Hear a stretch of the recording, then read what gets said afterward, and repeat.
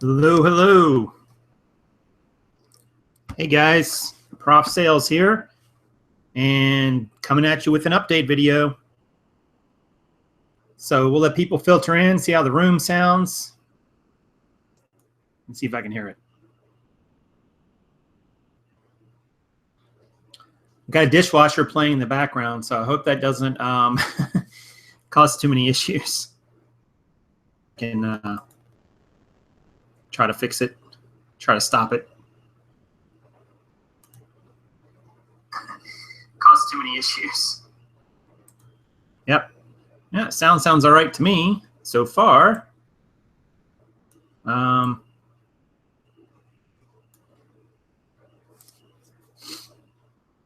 assuming this is going to let people join, but for some reason, there we go. I was going to say, usually there's people in pretty quickly. So how are you doing on what is today, Tuesday? Today is Tuesday, August the 16th. So started changing my titles of these around a little bit so you can see the update day, like what day I'm on, which today is day 29. So hopefully as we go along, that'll give you kind of a better way to track progress and so on. Instead of just putting the date on it, I'll have which day we're on. So we're almost 1 month into this 5,000 gene challenge. I don't even know if that's the right words for it. 5,000 genes. Yeah, 5,000 listings for genes. I don't know. I have to figure it out somehow. But so if you guys get a chance, let me know if you can hear me okay. If you watched the show last night, you saw some pretty comical technical issues. And hopefully those will not plague me today. Unfortunately, my microphone died last night pretty early on in the broadcast with Mike. And it never came back. All good. OG says, Philip says, quest. I'm not sure what that means. Philip, are you on a quest? Are you searching for King Arthur's sword? I don't know. What are you doing? But well, thanks. I'm glad the sound is okay. So that's a good sign. I'll let the room fill up a little bit before I get too much into numbers and so on, but probably won't be a super long broadcast today because I do have a lot of listing to sort of catch up to. Hopefully you guys are doing well out there, making progress with your own quest, whatever it is. Philip says 5,000 gene quest. Oh, gotcha. Now it makes sense. Yeah, I mean, right? 5,000 genes. That's a lot of genes. Every time I think about that number, I just think, oh my gosh, how am I going to get there? And then I just keep realizing, I'm going to do it one day at a time, one pair of jeans at a time. I mean, that's the way I'm going to get there. So there is no other way to get there. But yeah, I mean, I think 5,000 is doable. I've started, I mentioned this last night, I've started reaching out to the people, some denim companies. And I don't want to go into all the names of who I'm reaching out to.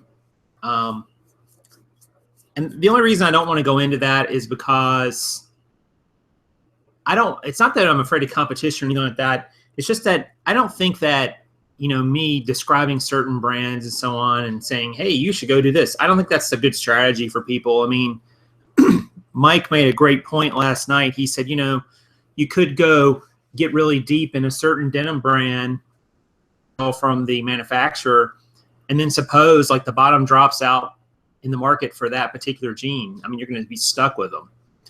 And that's quite a big chunk of capital. And that's definitely something to consider. I mean, he's got a very good point. That could happen.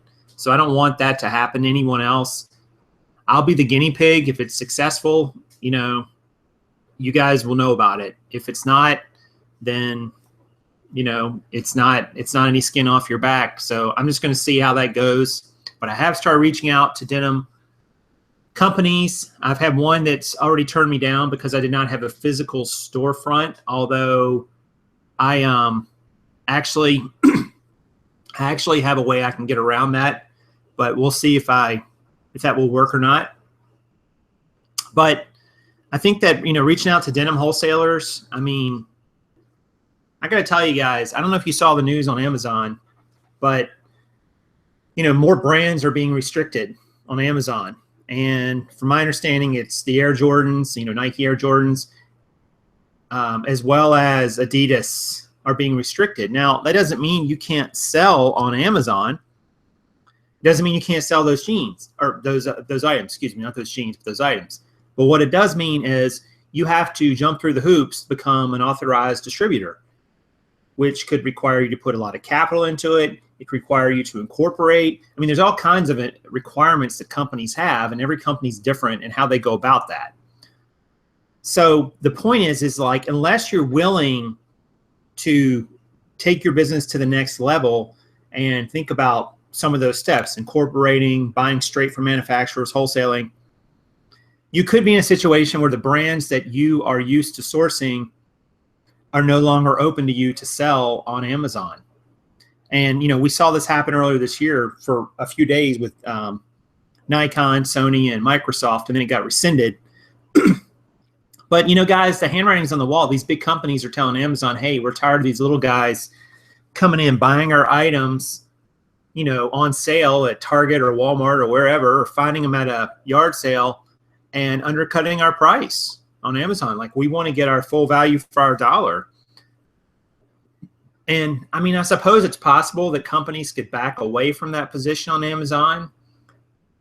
But I don't think so. I think if anything is going to happen, it's going to be more and more companies telling Amazon, hey, we don't want you promoting our items unless it's an authorized distributor. And let's be honest, guys, most of us are not in a position to become an authorized distributor of any of these big major brands, mainly because they're going to have requirements that you just can't meet very easily.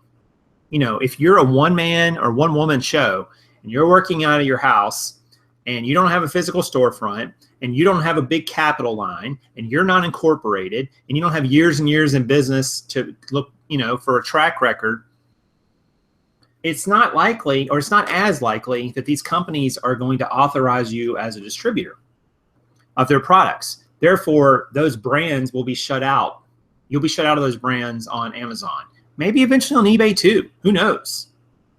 But I think it just reminds us that, we are in an ever-evolving and changing marketplace. And when these companies come in and start setting these restrictions on who can sell their products, you got two choices. You can jump through the hoops, go through the steps to become an authorized distributor of those products, and then you got nothing to worry about.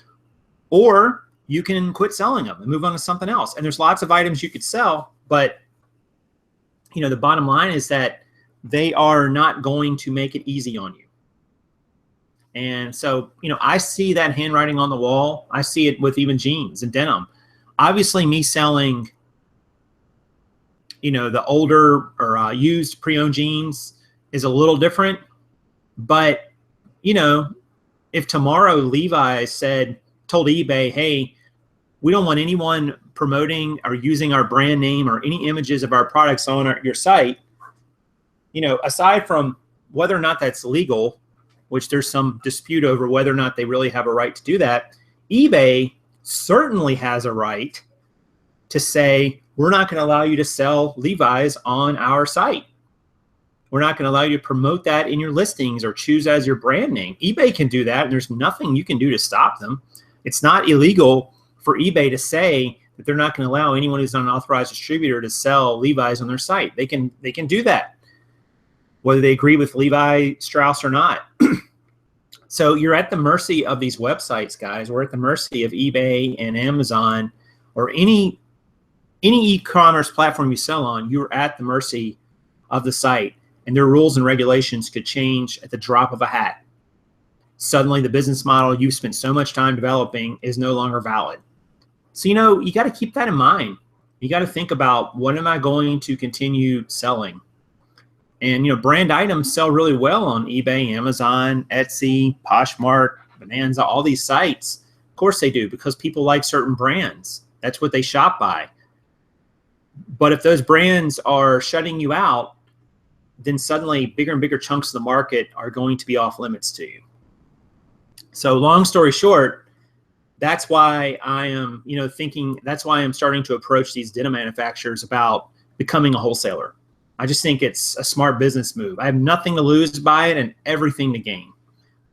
Plus, plus, on a side note, if someone ever has a question, I just was reading about a reseller in the Reseller Society who was selling some sort of bracelet or something, and other people who were selling that item on eBay apparently complained and said that he was selling counterfeit. And he had all the documentation and paperwork, but it didn't matter. eBay suspended his account indefinitely. Who knows if he'll get to come back on eBay or not? But he's lost a big chunk of his income, that he was used to, just because some other sellers were spiteful. And I don't know if he's selling counterfeits or not, but it doesn't really matter. I mean, you can lose your ability on these sites at any moment. So, Cynthia, when you ask, are you thinking of selling on your own site? Of course I'm thinking of that. I think it's not in the cards right at the moment, but I think down the road, yes, absolutely. I mean, there's a lot of advantages to that. First of all, you don't have to pay all the fees that you pay on eBay and Amazon. You can pocket that percentage right there, right off the bat. You're still going to have a payment processor, so assume it's PayPal for the moment. It could be somebody else, but you're still going to have that. You're going to have to pay them. They're 2.5%, 3.5%, whatever it is. But you're going to pocket that 13, 15, 16% on eBay maybe that you're paying in fees, or even more if you're selling Amazon. Now, the downside to selling your own site, of course, is that traffic. Can you get enough traffic to your site to drive sales? And that that revolves around lots of other issues that are really beyond the scope of this discussion. But obviously, people do it and can do it, have done it, and continue to do it. So of course, I'm considering it. I'm not at that point to say that I'm going to do it yet, but I'm definitely considering it. Relic says, have you considered becoming friendly with one of your thrift stores where they can set certain brands aside for you to inspect and buy? I have considered that. The Goodwills around here are not the friendliest Goodwills to resellers. In my experience, I've had several not great experiences with them. One store is pretty friendly, but overall, I don't know that they would do that. They have very specific rules about not doing that for employees here. Employees of the Goodwills here can only buy on their days off. I'd be very surprised if they would put aside items for resellers given that employee policy. Just all kinds of potential for nonsense there and people breaking the rules. And, people are mad when they don't get their $2.99 items, I guess, because some reseller bought it. But, I've definitely considered it, but I don't know that it's really a valid strategy in my area, unfortunately. But selling on my own site, sure. Why not? Why not? It's going to be a learning curve if I decide to go that route. But you know what, gang? It was a learning curve deciding to sell on eBay or deciding to sell on Amazon. It's always a learning curve, and it's a continuing curve. It doesn't stop. So, just be forewarned, guys, that the brand restriction that is occurring on Amazon is likely to continue and expand. It's not likely to retract and, just shrink. I think we're going to see more of that, not less. So keep that in mind. And eBay, will they follow suit? Maybe. They're not Amazon, and they don't have the same strategy, quite the same customer base or mentality. But, there are big brands who sell on eBay. And, if they take the approach right now, it seems to be mainly a lot of companies that are stores sell on eBay. I don't know how much the brands themselves sell. I'm not really sure. Maybe somebody else in the audience would know that. But I have seen Target selling on eBay, and I think Walmart does, although I'm not sure. Maybe they don't. But, you know, of course it's going to happen. So, you know, brand restriction is something that could really, really hurt your business. So just, you know, diversify out your income, diversify your sources, and, you know, think about other ways to get your hands on product and other ways to sell product, not just get your hands on it, but other ways to sell it. Obviously, social media is a way you can sell items. You can get followings on Pinterest and Instagram and Facebook and Twitter and Snapchat and all these places. And so there's lots of ways you can sell your items. You just need to remember that, you know, what's true today is not going to be true tomorrow or next week. It's going to change, and the changes might impact you negatively. So you have to adapt to it and create, you know, turn a negative into a positive. Cynthia says, I agree. Why not? You could drive traffic to your site by selling on eBay and then putting your sales a card with a thank you and your site on it. Yeah, I know some people have done that, Cynthia, and they've done that to the point where they were able to eventually transition completely away from eBay to just their site. So it's absolutely a viable strategy. It's not something you can do overnight. You know, it would take a while to do it, but I gotta admit, I'm a little nervous about the e-commerce playing field between these two major platforms. I really am. I just don't think that because these big huge brands have massive amounts of capital and legal representation if they need to, and you know, they're going to be able to strong arm eBay and Amazon a bit if they want to do it. So, you know, that leaves us, the little guys, out in the cold. You know, there's no way we can really compete with those kinds of resources. So you just have to keep that in mind and think about other ways to adapt. So I'm going to share results from yesterday really quickly. And is up. All right, we'll do a screen share. All right, so yesterday was 8:15. I got sold 3 yesterday, listed 15, so pretty good day there. I'm still behind my listing totals from the weekend though, so I really need to try to catch up more. $44, not a huge day. Cost of goods was 10.7. Shipping 11.8. Net $16, so pretty low on all that. These were not high dollar jeans, so you know, not a lot of net per jean here at $8. Sell through of 33 or 0.33%, and 0.04. Yeah, I'm looking at the wrong day. My mistake. Yeah, yesterday was 3. I'm sorry, $70.70. Excuse me, 9.23 per jean. So that's actually better. Percent sold. That actually doesn't look right for some reason to me. H2 divided by B32. Yeah, I don't know why that's looking kind of funky. Yeah, that doesn't really make sense. I'm not really sure why it's doing that. Let's change that. There we go. Okay, there we go. Now it's right. All right, so total so far since I started 29 days ago, 2540 gross, 109 pairs sold. Estimated net of 981, so we're closing on that $1,000 mark.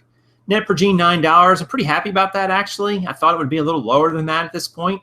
Sell-through is basically 0.7, which is not bad for this time of year, but I just really am hoping that that's going to increase over these next several weeks. Sell to list, 52.15. Remember, the lower this number is, that means the more listings you're getting up in relation to your sales, so that's good. And, you know, I have 614 listed, which is the highest total I've been at. So not unhappy about that at all. All right, so, and we're back, theoretically. So yeah, that's where I'm at for the day, or for the week. I'll be 30 days in, I guess, tomorrow. So basically a month. And I anticipate, guys, I anticipate that this will be the worst 30 days that I will have. I mean, I know it sounds like, oh, well, sure, you think that, Prof, but just because of the time of year it is and the weather still being very warm, back to school's just now starting up, people are not thinking about pants at this point. They're still in shorts mode, but that's going to change. And once it does, I think my sell-through rate is going to increase. So I'm going to start moving more items just in general. We'll see if that adds up. I had one other, I kind of started putting everything in. Maybe this will give you guys a little more. I'm going to share this other web page or this other spreadsheet.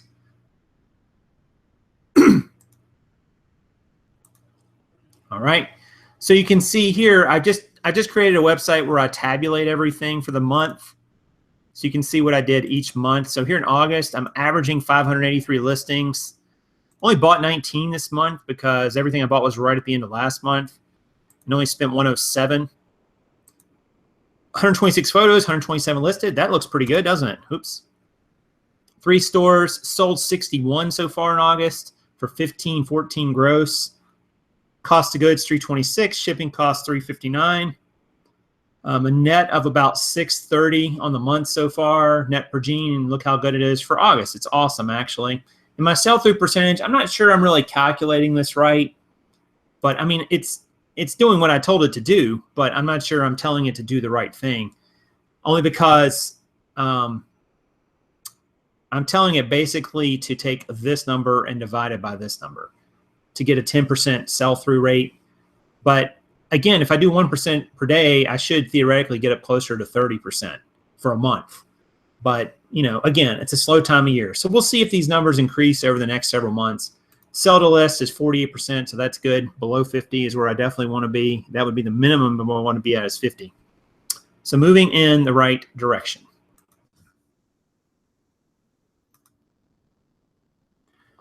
All right, guys, so that's basically all I've got for today. Just want to give you that quick update. I'm going to get back to listing. I've sold, I just sold a pair right before I came on, which is always nice. And so I think I've sold 3 today already. So, it's going. If you guys have questions, if you have concerns or comments, please leave them down below. Please hit the like button as well if you wouldn't mind, if you got a lot out of this video. Night's video with Mike. It's on the revenue wrap part of my channel. If you need to look for the playlist, he did an awesome job, and he definitely had a different perspective on lots of things than I do, which was cool and refreshing to hear. So check out Mike last night on revenue wrap.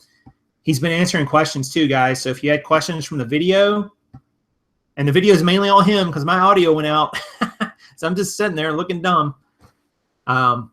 Yeah, but he's been really great about answering questions already today on his videos. So leave them in the comment feed for him as well.